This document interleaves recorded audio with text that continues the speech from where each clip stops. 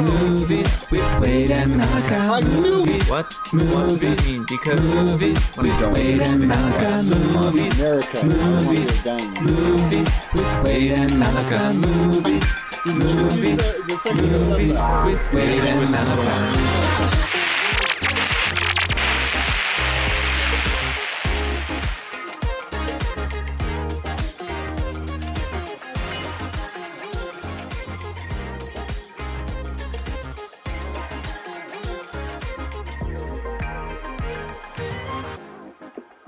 Right there. Hello. This is Movies with Maliki and Wade, January edition. This is 2026. It looks like everything is coming through fine. You want to say hi to the audience, Wade, so I can catch your voice here? Yeah, how's it going?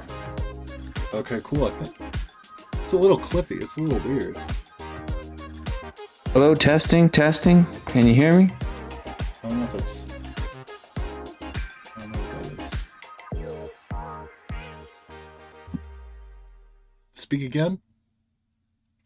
Testing. Do you hear me without the weird sound? Yeah, I'm getting like weird bits of it. I'm not getting all of it. I wonder if that's my headphones or... I'm gonna check the stream to see if that's... Technical difficulties. Please stand by. Testing. Okay, that's my fault. It's my headphones. Change my headphone maybe?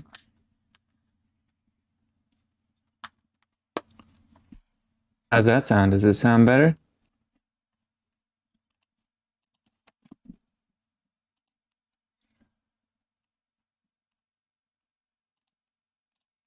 That's great. Great way to start off the year.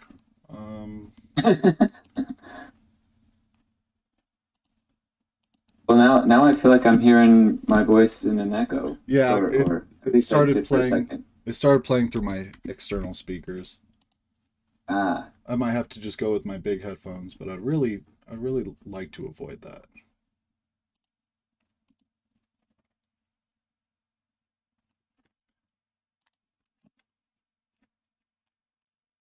Okay. Settings.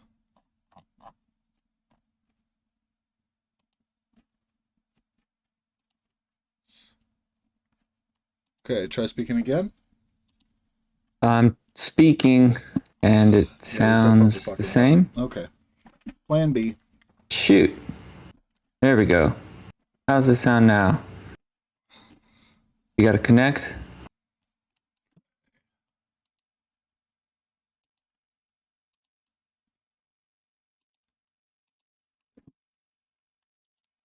I might have to just restart it from the intro.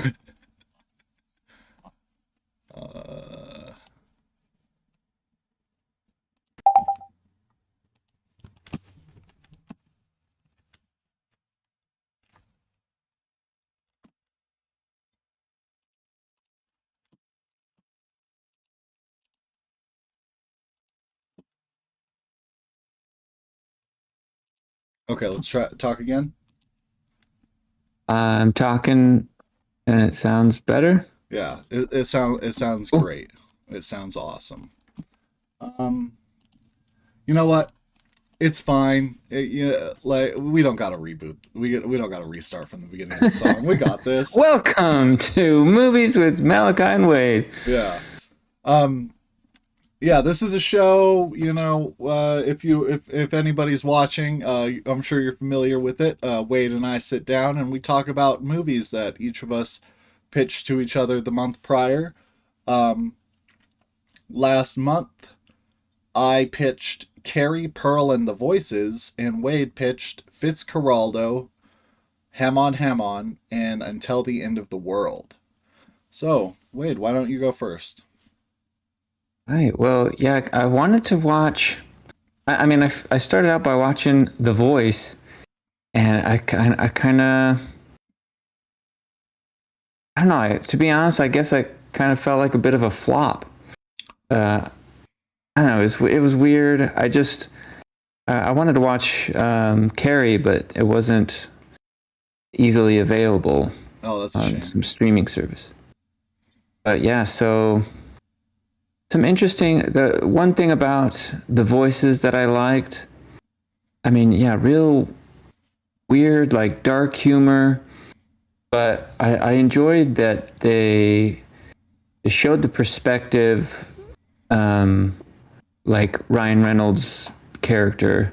They showed his perspective from like inside the apartment where it was more nicely clean and organized. Right. But then they would show the perspective of some of the other people, and it was just this like disgusting, gross, real nasty house. But definitely an interesting perspective on mental health. Right.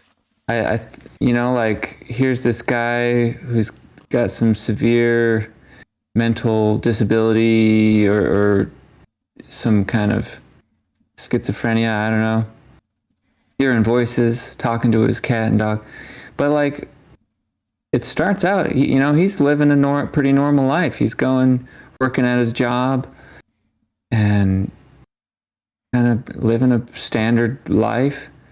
But then it wasn't until that the first murder was mostly an accident, and then it just kind of snowballed from there and became a real mess. But yeah, I don't know. I guess for some reason I didn't like it. I don't think I would rewatch it. Definitely not. I do like Ryan Reynolds, but I don't feel like that was enough to really save it for me.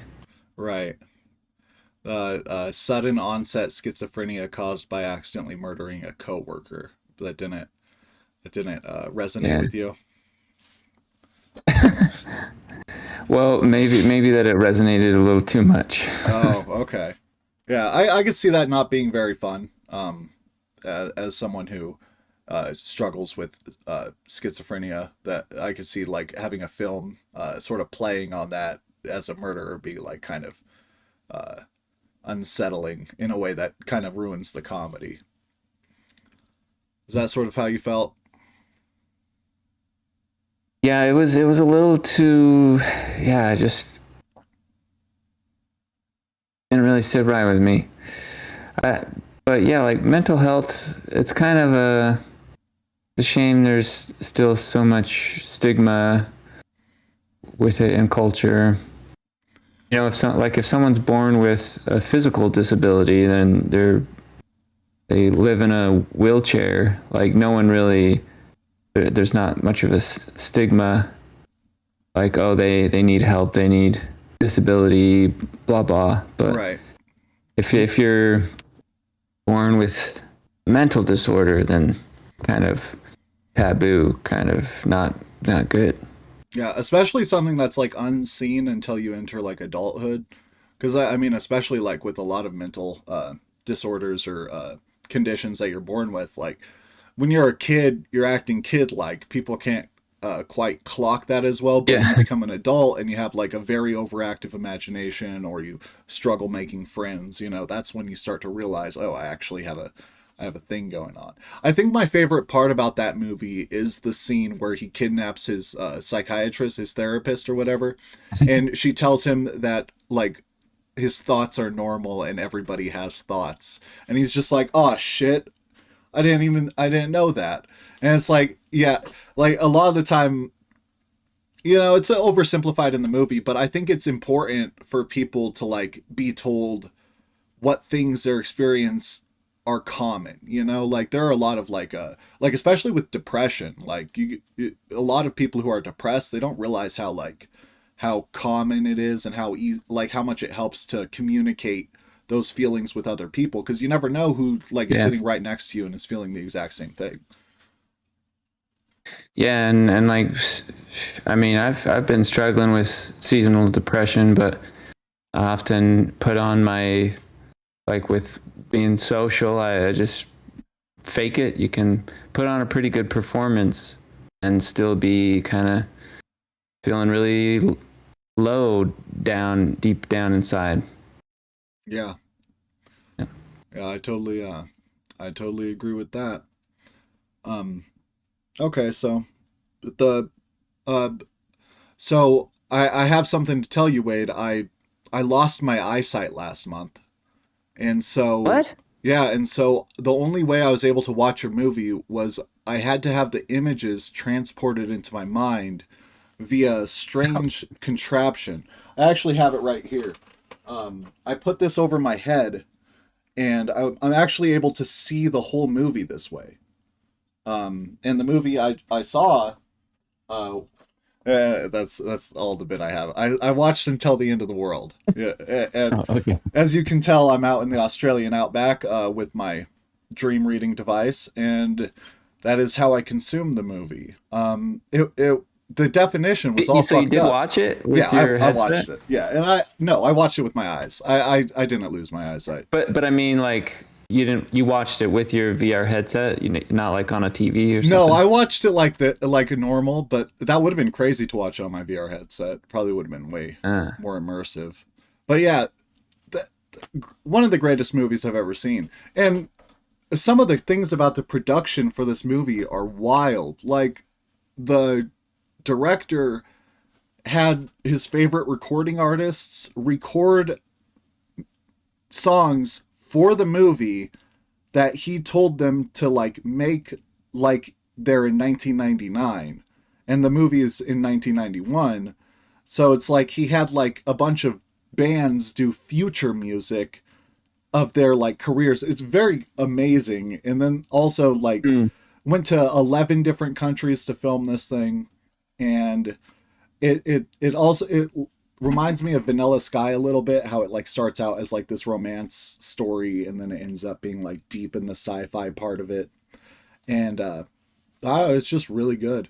It was a bit long, but I don't think I was ever bored throughout a single point of it. I had to split it in half to watch the whole thing, but yeah, it's just a really really good movie, and probably the only movie of its kind. Like, I can't imagine any other director doing something like that. It's almost unhinged. It's almost like a crazy thing to do, to like make a movie that you film in a dozen different countries and you have future music, and you set it 8 years in the future, so it's like barely sci-fi, but it still qualifies. And like, a couple things I found really interesting is like the decisions they made for the technology. There's like these phones, right, that have cameras on them and screens, but they're like, it's like a candle holder with a screen on it. And then later in the film, they have these little video monitors that they're using to watch their dreams. And it's so wild that they were able to come up with all of this, but they didn't put those two things together, which is what we actually have. We have like transportable monitors with cameras on them that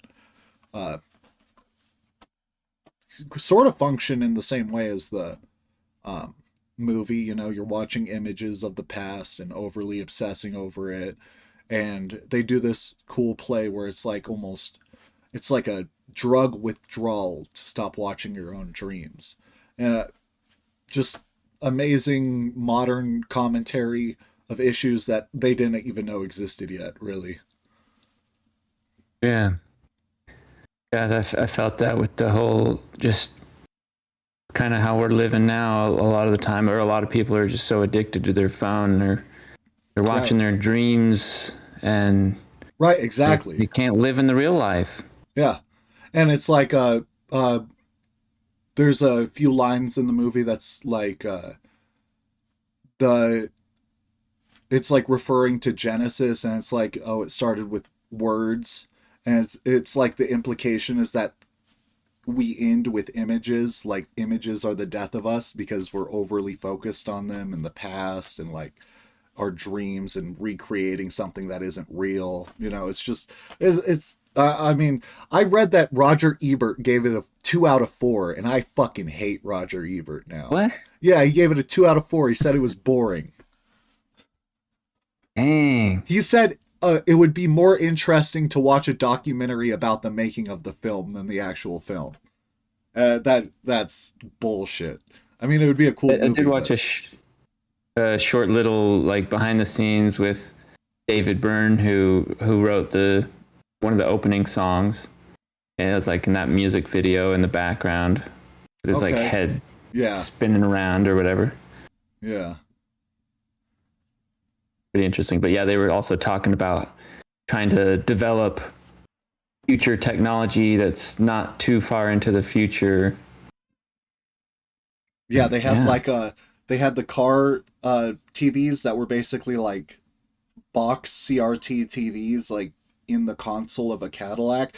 And a crazy thing is that they're using like 40s, 50s style cars, and it's the 90s. Like the fucking like Hondas exist at this point of time, and they're like, no, old cars with new TVs in them.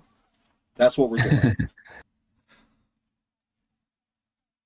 Yeah, I've enjoyed. There was also Paris, Texas, from that same director, which I can't think of his name right now, but yeah, it's like it's a weird name. Well, yeah, dreams. That might be a good segue into my first recommendation for this month. Okay. First one I have ready is Strawberry Mansion. So this takes place in the year, let me double check, 2035. So a little bit into the future. When did it come out? It came out in 2021.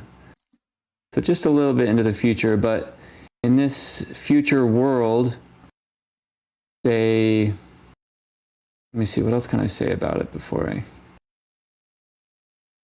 I didn't really recognize any of the cast, but it was just such a wacky story. So in this future, the government, you're supposed to like record your dreams, and they can tax you on certain elements of your dreams. Okay.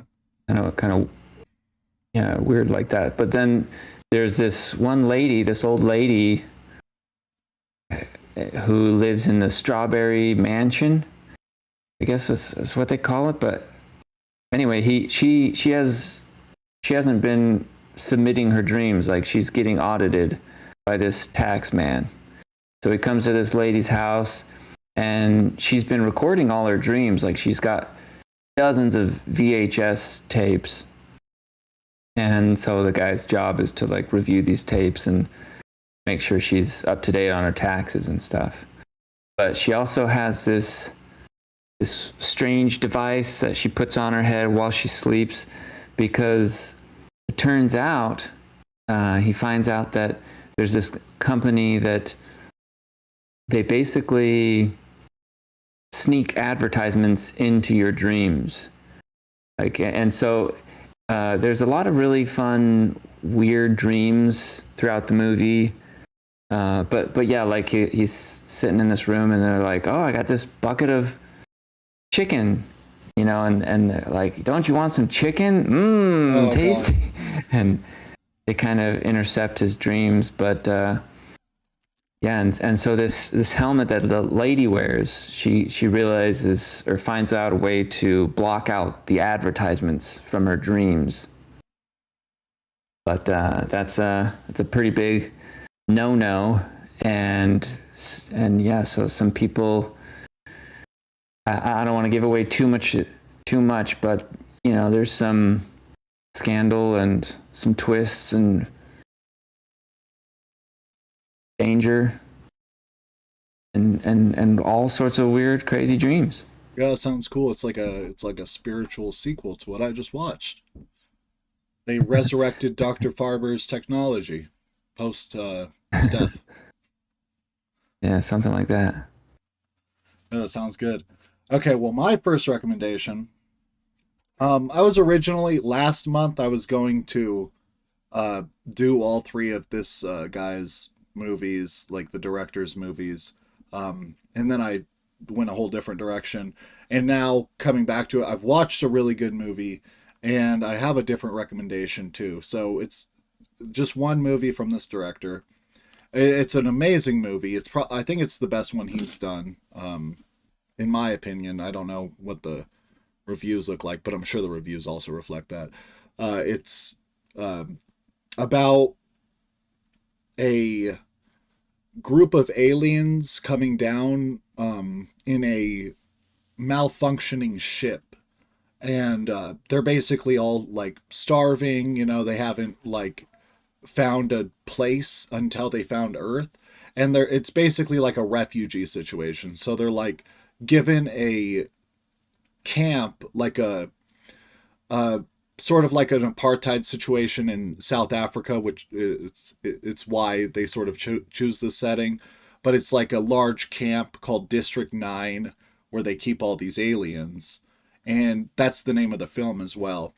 And it's basically like following a scientist as he like learns about the conditions of these people, and maybe not even a scientist. He's more like a government auditor type of situation.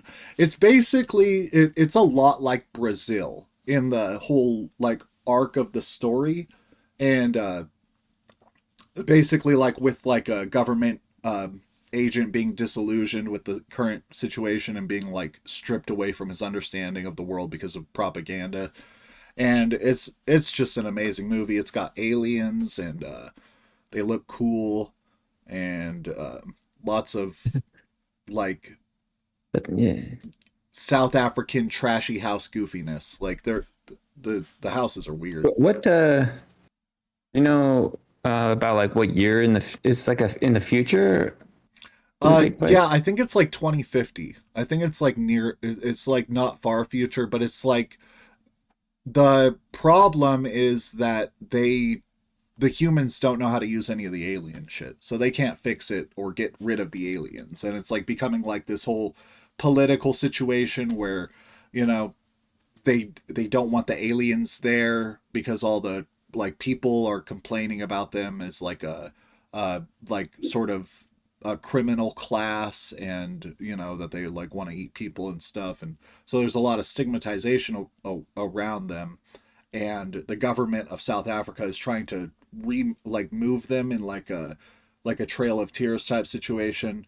At the same time, they're trying to fix their ship so they can just leave, but it's just years and years since that happens that like eventually the aliens give up, and they become like a like it's a poor class of refugees in another country, but aliens. So very cool movie.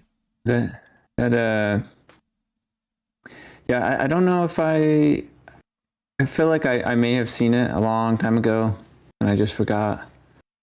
But interesting. Well, and it's also a good segue for my second recommendation, which has the lovely Emma Stone, and she might be an alien. Oh. There's a couple of guys. So it's called BUGONIA, and it just came out 2025. And Emma Stone shaved her head for this because so there's these two wacky, weird guys. They're like conspiracy theorists, kind of they're not right in the head. And they suspect that this CEO, who's played by Emma Stone, that she's an alien. And so they kidnap her, and they're like, take us to your mothership. We know you're an alien. But she looks plenty human. The other character I love when he's like, are you sure she's an alien? He's like, oh yeah, you can see the high density hair count, or like just these like subtle things. And but yeah, they end up shaving her head because the hair is the way that she communicates with the aliens or something like that. So as they kidnap her, they shave her head, and they actually shaved her head for the movie. Some real dedicated acting there. Yeah. But yeah, she does really great. And yeah, trying to act as like I don't want to give away the ending, but I honestly, I was like, up until the very last reveal, I was just like, I wasn't sure, you know. Was she an alien? Was she just wrongfully kidnapped? And there's some other interesting reveals that I'll keep a secret in case you want to watch that, and it'll still be a surprise for you. Yeah, that's pretty cool. I wonder if I can segue that into my next one. So, I mean, I'm sure an alien involves some level of social isolation. And this story is about social isolation. So I recommended Spawn to you a few months back, and Spawn isn't a great movie. I remembered it as being a lot better than it was when I rewatched it. It is not great. But, you know, there are some elements of it that are very interesting and endearing for a human to watch. Like, you know, the idea of like losing your family and being forced to like restart, but you're restarting as like a crooked being. Well, the movie I'm pitching now it's like the good Spawn. It's like the good version of Spawn. And it came out in 1991. It's called Darkman. It's by Sam Raimi, and it is one of the best movies I've ever seen. It is starring Liam Neeson before he was famous, so this is his first action movie. And basically, the plot is like very similar to Spawn. He is blown up at the beginning of the movie, and he is disfigured, and so he can't reconnect with his lover. Wait, it's called Darkman? Darkman. Huh. And so he's like he goes to like get revenge against the people that did this to him. And yeah, that's probably the best way to describe it. It's just it's not a well shot movie. Well, no, it might be a well shot movie, but it's not a well like acted movie and written movie, but it's well done. Like the complete product is just perfect. There are scenes that just had me rolling laughing. And what's cool about it is like, you know, you watch Spawn and something makes you laugh because it's corny and like bad.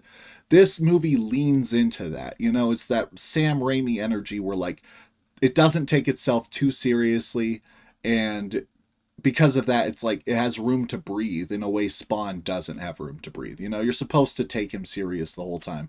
But in Darkman, it's like there are moments where you know the movie's telling you, don't take this too seriously. In the first 3 minutes of the movie, someone takes off another man's leg and uses it as a machine gun. It is just a remarkable film. And it, like, some of the shots are fucking amazing. And it had half of the budget that Spawn had 8 years earlier. No, 6 years earlier. And it just blows it out of the fucking water. So, Darkman. Yeah, I pulled it up on IMDb here, and I'm just kind of watching the trailer a little bit. It looks very interesting. Looks like something I haven't seen it, and yeah, I want to check that out for sure. Oh yeah. I was hoping if you had saw this one, I would give up. I would quit the show. Just kidding. Okay. All right. So my third pick, it's a stop motion animation film. We got a little puppet. Yeah, I love a good stop motion animation, but it normally that kind of animation is reserved for children. This is not child appropriate. Yeah, rated R. Plenty of fuck words and some.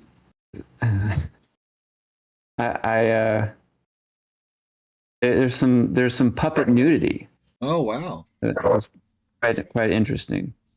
I mean, I don't know if that's the right descriptor, but I haven't seen puppet nudity since Team America. Okay. Yeah, it's really well done, like the animation, and so it's called Anomalisa. It's a mixture between the word anomaly and Lisa, because there's this character that he meets, Lisa, and she seems a little bit different than everyone else. There's one aspect of the film that I don't want to give away, but anyway, so generally there's this guy, he's this business guy, he works in like customer service, and he's on a business trip, and then he bumps into this gal named Lisa, and she just seems different than everyone else. But yeah, there's some weird fever dreams, and it's just interesting. Like, gosh, what else? He just kind of, he feels like he's stuck in this life of normalcy, and he's just wants something different, wants something exciting, and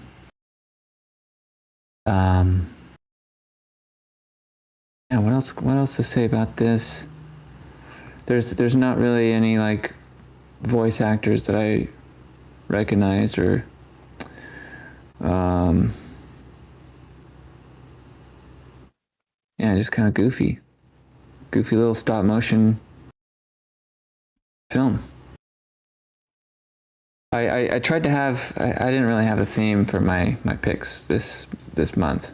I just picked the 3 best movies that I saw this month and dish them up for you. But there's some really good picks that I'm excited for you to check out. Yeah, and yeah, with District 9 and Darkman, I did watch them all, I think in November. I think I watched Darkman last month, but those are recently seen ones. My last one, I've just seen a bunch of times, and I haven't had time to watch it during this holiday season, but it's a Christmas movie. And I didn't pitch any Christmas movies last month because it felt too early for Christmas, and now it's too late for Christmas. So, you know, I see that you got snow around you. If you want a little thing to cap off the Christmas season, this would be perfect. This is a film starring Michael Keaton as a snowman. And you're saying Christmas movie with Michael Keaton? I'm like, dude, that's like the greatest. You're talking about the Muppets Christmas Carol, right? No. I didn't know he was in Michael that. Caine. Okay. Yeah. Michael Caine. I was about to say, I didn't know God. Michael Keaton was in a Muppets movie. No. That's I'm confused. But this one also has stop motion because the main character is a snowman for large portions of the movie. And it's basically, Frosty the Snowman. But if Frosty the Snowman was your dad who was bad at keeping his promises, and he died during a snow car accident. It's a Frost, or what's it called? Jack Frost? It's called Jack Frost. All right, yeah, that's one I've seen. Okay, yeah, that's my favorite Christmas movie. It's one of my favorite movies, but because the dad dies, comes back as a snowman, and then hijinks ensue. There's a bit with snowballs that I feel like the movie Elf stole, but I have no way to substantiate that. Because he throws snowballs really fast at a bunch of kids, and Elf does the same thing, and it doesn't seem as like it makes as much sense in Elf. So I don't know. I think it was stolen. Well, all right. So we got our picks. I did want to. This was like a bonus one that I didn't really feel like it was good, but I had my 3. But I don't know if you've seen Eddington. Great performance by Joaquin Phoenix, and then also there's Pedro Pascal. The sheriff and the mayor have a feud, but it's also like, gosh, now I'm wondering. Anyway, it's just like one thing after the another. There's like the whole. Okay. Oh, so yeah, it is the same director who did Beau is Afraid, but it's just kind of like one thing after another. Everything just keeps escalating and escalating. Oh, is it a Western? It takes place in some small town, I think in like Texas or something. But okay. The director Ari Aster. I think I've heard that name. All right. Wow. Yeah. Another month. Great movies. What else? I feel like we got to have a little bit of a speech to bring in the new year. So I've written something Oh, here. yeah. I'm just kidding. I haven't written anything. Shit. But I'll make a statement. In a few days it will be my birthday, and you know I'm turning 28 years old. I think. What year is it? Check the math. 2026. Ooh, I can't do that math in my head right now. I think I'm pretty sure I'm turning 28. If not, it's 29. It's not a big deal. It's the ages nobody cares about. But, you know, every year I get older, the more I appreciate movies. The more I understand movies, and the more I want to watch them. So I'm going to make a personal commitment for this entire year to watch all of your submissions. I'm gonna make that a personal goal of mine. I might not be able to do it, but I mean, I think I could. And I think that, you know, it's gonna be a crazy year, emotionally and politically. And I think, since I'm also going to school, I'm just gonna be a busy bee all year. And I feel like, you know, if it's gonna be a year where I take on a lot of work, I should take on a lot of fun too. And I really do have a lot of fun watching these movies and doing this monthly thing with you. So I'm glad we have this, and I want it to keep going for years. Yeah, looking forward to 2026. We're gonna have 12 episodes, and I think it'd be fun too. I think it's in March whenever we started, so we'll have a full year behind us. We can look back on, do a little awards show segment or something. Right. Yeah, we absolutely should. Pick our top favorite. Yeah. Yeah, that would be cool. Well, March, you said? Yeah, we'll get that. We'll start planning that. Maybe do like a slideshow. But hell yeah. It was a good show. We have good rhythm and banter going for the show now, I think. I think we could start introducing more baseball stuff again.